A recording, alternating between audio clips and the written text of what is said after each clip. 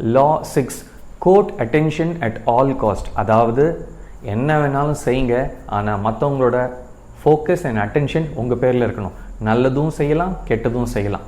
Hello friends, நான் ஸ்ரீதர். இன்றைக்கி நம்ம law 6 from the book the 48 laws of power பார்க்க போகிறோம். எனக்கு இந்த law மேலே ஒரு பெரிய ஒரு உடன்பாடு இல்லை. ஏன்னா நம்ம ஏதாவது ஒரு நல்ல விஷயம் செஞ்சு அது மூலமாக மற்றவங்களோட அட்டென்ஷனை எதிர்பார்க்குறதுங்கிறது ஒரு ரகம். நான் தப்பும் செய்வேன், ஆனால் அட்டென்ஷனை க்ரியேட் பண்ணுறதுக்காக தப்பு கூட செய்கிறதுக்கு ரெடியாக இருக்கிறேன் அப்படிங்கிறது என்னால் அதை அக்செப்ட் பண்ண முடியல. பட் என்னோடய வேலை சாப்டர் எவ்ரி லாவை படிச்சுட்டு எனக்கு என்ன புரிஞ்சுதோ அதை நான் உங்ககிட்ட ஷேர் பண்ணுறது, அதை நான் நல்லபடியாக செய்யணும்னு நினைக்கிறேன்.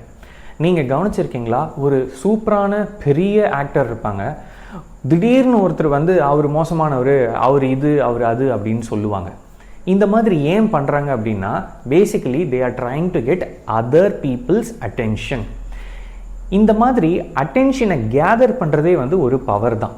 ஸோ நம்மளால் அதை க்ரியேட் பண்ண முடியலன்னா, ஏற்கனவே ரெடி பண்ணி க்ரியேட் பண்ணி வச்சுருக்கிறாங்க இல்லையா, அவங்கள குறை சொல்கிறது மூலமாக கூட மற்றவங்க அட்டென்ஷனை கேதர் பண்ணலாம். பிகாசோ பயங்கரமான ஒரு பெயிண்டர்.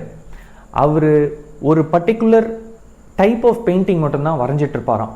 எல்லாரும் ஒரு இதுதான் வரைவார், இதை தாண்டி வேறு எதுவும் வரைய மாட்டார் அப்படின்னு நினைக்கிறப்ப புதுசாக ஒன்று வரைவாராம். டோட்டலாக இதுக்கு முன்னாடி வரைஞ்சதே இல்லாத மாதிரி வேறு ஒரு டைப் ஆஃப் பெயிண்டிங் பண்ணுவாராம்.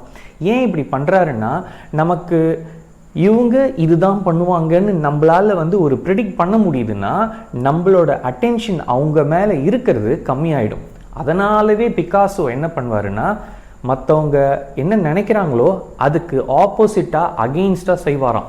ஸோ மக்கள் எல்லாரும் புதுசாக எதோ செஞ்சுருக்கிறாருன்னு சொல்லிட்டு மற்றவங்களோட அட்டென்ஷன் ஃபுல்லாக பிகாசோ மேலேவே இருக்குமா. நம்ம இந்த கல்யாணம் நடக்குது இல்லையா, இந்த கல்யாணம் நடக்கிறப்ப மாப்பிள்ளை அண்ட் அந்த பொண்ணு, இவங்க 2 பேர் தான் hero heroine of that particular மண்டபம். ஸோ எல்லாரோட அட்டென்ஷனும் இந்த 2 ஹீரோ ஹீரோயின் மேலே தான் இருக்கும். நீங்கள் வாழ்க்கையில் பவர்ஃபுல்லான பர்சனாக இருக்கணும்னா நீங்கள் ஒரு ஹீரோவாவோ இல்லை ஹீரோயினாவோ இருக்கணும். அதுக்காக எல்லா நாளும் கல்யாணம் பண்ணிவிட்டு ஹீரோ ஹீரோயினாக இருக்க முடியாது இல்லையா. ஸோ நீங்கள் உங்களுக்குன்னு சொல்லிட்டு ஒரு பர்டிகுலர் தனித்துவமான ஒரு விஷயத்தை டெவலப் பண்ணுங்கள். அதுக்கு நீங்கள் ஃபேமஸ் ஆகணும். நீங்கள் அதை செய்கிறப்ப மற்றவங்க வாவ் சூப்பராக இருக்கே, கிரேட் அப்படின்னு மற்றவங்க நினைக்கணும். அவங்களோட அட்டென்ஷன் உங்கள் பேரில் இருக்கணும். ஆத்தர் சொல்கிறது கேவலமாக கூட செய், ஆனால் மற்றவங்களோட அட்டென்ஷன் தான் ரொம்ப முக்கியம். அது என்னால் ஒத்துக்க முடியல. நல்லது செஞ்சுட்டு மற்றவங்களோட அட்டென்ஷனை எதிர்பார்க்குறது நல்ல விஷயம்னு கூட ஒத்துக்கலாம். ஆனால் கேவலமான விஷயம் செஞ்சுட்டு மற்றவங்களோட அட்டென்ஷன் எனக்கு அதுதான் முக்கியம், அதுதான் பவர் அப்படின்னு நினைக்கிறது எந்த அளவுக்கு ஒரு நல்ல பவர் அப்படின்னு எனக்கு தெரியல. இந்த இறுதிச் சுற்றுன்னு ஒரு படம் வந்துச்சு. அதில் அந்த ஹீரோயின் ஒரு நல்ல பாக்ஸர்னு மாதவன் சார் கண்டுபிடிச்சதுனால தான் அவங்க ஒரு பெரிய சக்ஸஸ்ஃபுல் பர்சனாக அந்த படத்தில் வருவாங்க. அந்த மாதிரி இந்த அனிமல் மூவியில் ஒரு சாங் இருக்கு இல்லையா, அதில் ஒரு லேடி நல்லா சிரிச்சிட்டே டான்ஸ் ஆடுவாங்க. பாபி தியோல் கூட வருவார். அந்த சிரிச்சிட்டே ஆண்டதுனால அவங்க பயங்கர ஃபேமஸ் ஆகிட்டாங்களாம். ஸோ இந்த உலகத்தில் எவ்வளோ ஆக்டர்ஸ் இருக்காங்க, ஆனால் ஒரு சில பேர் தான் லைம் லைட்டுக்கு வராங்க. நீங்கள் ஒரு பவர்ஃபுல்லான பர்சனாக இருக்கணும்னா லைம் லைட்லேயே இருக்கணும். லைம் லைட்டில் வந்தால் மட்டும் போதாது, லைம் லைட்லேயே இருக்கணும். அதுக்கு நீங்கள் என்ன செய்யணுமோ அதை செஞ்சுக்கிட்டே இருங்க. ஒரே விஷயத்தை செஞ்சிங்கன்னா மற்றவங்களுக்கு உங்கள் பேரை நினச்சாலே போர் அடிச்சு போயிடும். அதனால் புதுசாக ஏதாவது செய்யுங்க. ஸோ தேட் மற்றவங்களோட அட்டென்ஷன் உங்கள் பேர்லேயே இருக்கும். நீங்கள் அந்த ஸ்பாட்லைட்லேயே இருப்பீங்க. அப்படி இருந்தால் தான் நீங்கள் ஒரு பவர்ஃபுல்லான பர்சன். இந்தியாவில் எவ்வளோ திறமையான பீப்புள் இருக்காங்க, ஆனால் அவங்க யாரும் லைம் லைட்டுக்கு வராமல் இருக்கிறாங்க.